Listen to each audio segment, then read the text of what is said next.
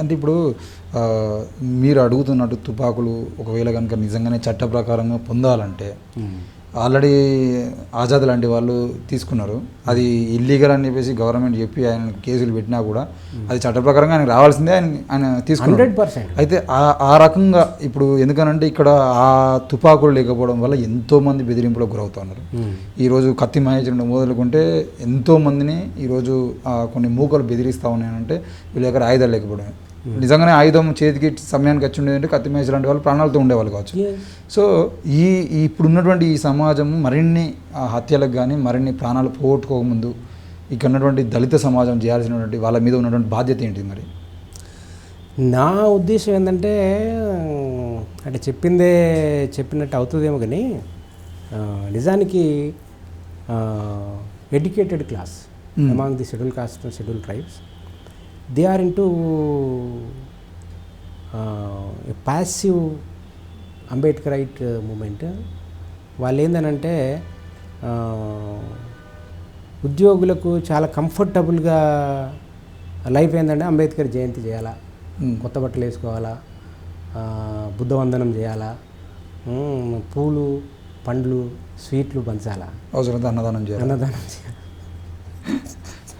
First పెద్ద banner వేయించాలా, ముందు రోజు బ్యానర్ వేయించాలా, అంబేద్కర్ పక్కన ఫోటో వేయించాలా. ఇది కాదు వాళ్ళు చేయాల్సిన పని, ఇది కాదు. నువ్వు వాళ్ళందరూ ఎడ్యుకేషన్కి నేను వ్యతిరేకం కాదు, నేను కూడా ఎడ్యుకేటెడ్ కాబట్టి ఈ మాత్రం మాట్లాడగలుగుతున్నా. అందరూ ఎడ్యుకేషన్ అవసరమే, కానీ దానికంటే బియాండ్ ఫార్మల్ ఎడ్యుకేషన్ ఈ కమ్యూనిటీస్లో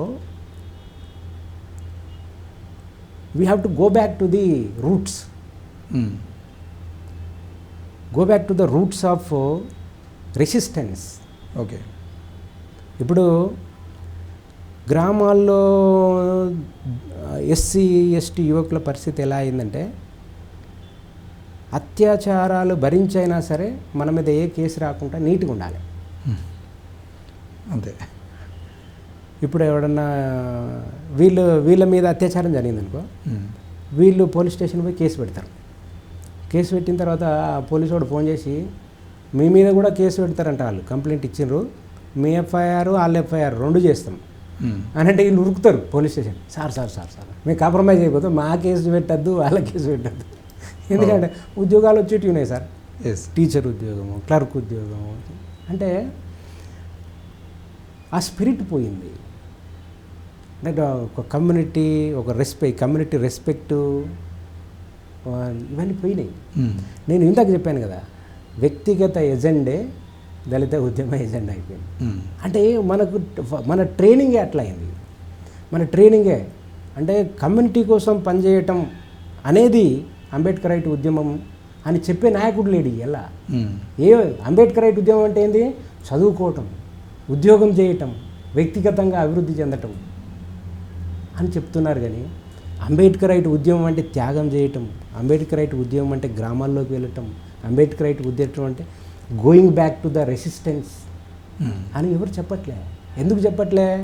అది ఉద్యమం కాదు, అది వ్యక్తిగత ఎజెండానే. ఈరోజునే ఇప్పుడు ఎవరు కానీ నువ్వు ఉద్యోగం సంపాదించుకోవాలా, నువ్వు ఇల్లు కట్టుకోవాలా, నువ్వు మంచి ప్రొఫెసర్ కావాలా, అదే అంబేద్కర్ దారి అని చెప్తే వాడు నాన్ సెన్స్. ఓకే. అట్లాంటి అంబేద్కర్ కొలంబియా నుంచి ఇండియాకి ఎందుకు రావాలా? అక్కడే ప్రొఫెసర్ ఆయన, అక్కడే ప్రొఫెసర్, ఇక్కడ సంపాదించేదానికి ఒక 10 ఇంతలా అప్పుడే సంపాదించుకుంటాడు ఆయన. That is wrong notion.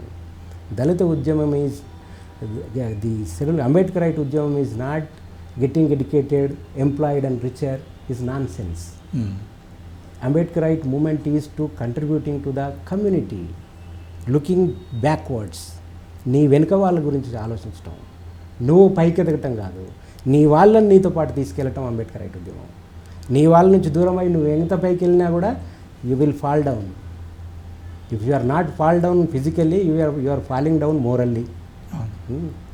నేను చాలా చోట్ల చెప్తుంటా, ఎస్సీ ఎస్టీల్లో ఇప్పుడు ఎస్సీ ఎస్టీలకు మూత్రం తాగిపిస్తారు కదా, జనరల్ కదా, ఇది కామన్ కదా. ఎక్కడో ఒక ఎస్సీకి మూత్రం తాగిపిస్తే అది ఏమైనట్టు అని అంటే ప్రతి ఎస్సీకి ఒక సుక్క వస్తుంది అని చెప్తాను నేను. అంతే. ఎందుకనంటే వానికి వ్యక్తిగతంగా టార్గెట్ చేసి మూత్రం తాగిపించట్లే, వాడు నరేషో సురేషో రాకేషో సుబ్బయ్యో కార్తికో అని తాగిపించట్లేదు. వాడు మాలోడని తాగిపిస్తారు, వాడు మాదిగోడని తాగిపిస్తారు, వాడు చిందోడు డక్కలోడు అని తాగిపిస్తారు, కానీ కులాన్ని బట్టి తాగిపిస్తారు, కానీ వ్యక్తిని బట్టి కాదు. కాబట్టి ఒక్కని మూత్రం తాగిపిస్తే అందరికి వచ్చినట్టే, కానీ ఒక్కనికి ప్రమోషన్ వస్తే అందరికి ప్రమోషన్ వచ్చినట్టు కాదు. కాబట్టి everybody who is thinking of a Ambedkarite movement should propagate and promote the idea of contributing back, looking back and coming back to the society and community, not going away from the community, getting richer, employed, educated is not what Ambedkar told or wanted to achieve. So ఇప్పుడు ఈ తుపాకులు దళితులకు అందేంత వరకు మీ పోరాటం కొనసాగుతూనే ఉంటుంది. నేను చాలా మొదలు పెడతా, మనకు సాధ్యమైనంత వరకు తీసుకుపోతా. అంతే. 2011లో నేను ఫస్ట్ ఒక పిటిషన్ స్టార్ట్ చేసిన against the suicides in Indian higher education institutions in 2011. అప్పుడు నేను పిటిషన్ పెడితే కొంతమంది ఏమన్నారంటే, ఆన్లైన్లో పిటిషన్లు పెడితే ఆత్మహత్యలు అయిపోతాయనే. నేను అయిపోయాను. మరి ఎందుకు అని అంటే, ఆత్మహత్యల మీద చర్చ అన్న జరుగుతుంది కదా, సింపుల్ డైలాగ్ కదా. అట్లా ఆ తర్వాత దాని మీద ఇప్పుడు నేను అంటే నా వల్లనే వేరే వాళ్ళు పనిచేసినని నేను చెప్పలేను, కానీ చాలామంది నాలాగా ఆలోచించే వాళ్ళు, నాకంటే గొప్పగా ఆలోచించే వాళ్ళు చాలామంది ఉన్నారు. నేను అప్పుడు ఇనిషియేట్ చేసి ఒక పిటిషన్ పెట్టాను. ఆ తర్వాత దాని మీద కొంతమంది డాక్యుమెంటరీలు చేశారు, కొంతమంది పబ్లిక్ ఇంట్రెస్ట్ లిటిగేషన్స్ చేశారు, కొంతమంది నాకు పరిచయం లేని వాళ్ళు నాకంటే గొప్ప గొప్ప పనులు చేశారు. అట్లనే నేను ఇదొక ప్రయత్నం. I studied the law, I know the law, therefore I put an effort. So I will make it to the Supreme Court or High Court, that is in my hands. కానీ కోర్టుల మీద మాత్రం నమ్మకం లేదు నాకు. Being an advocate I'm telling openly, కోర్టుల మీద okay, కోర్టులు they are working in a sir everything is controlled by an ideology which is mainstream ideology which is against the Ambedkarite communities. Therefore, I don't believe any administration, police or court so simply that they can do anything in favor of these communities. But our effort is to fight. I believe in fighting, not in victory. Victory is not in our hands, but fighting is in our hands. ఇప్పుడు కొట్లాట నమ్ముకోవాలి, గెలుపుని నమ్ముకోవద్దు. కొట్లాట మనం కొట్లాట ఆపేసినప్పుడు ఓడిపోయినట్టు, కొట్లాడుతున్నంతకాలం గెలిచినట్టే.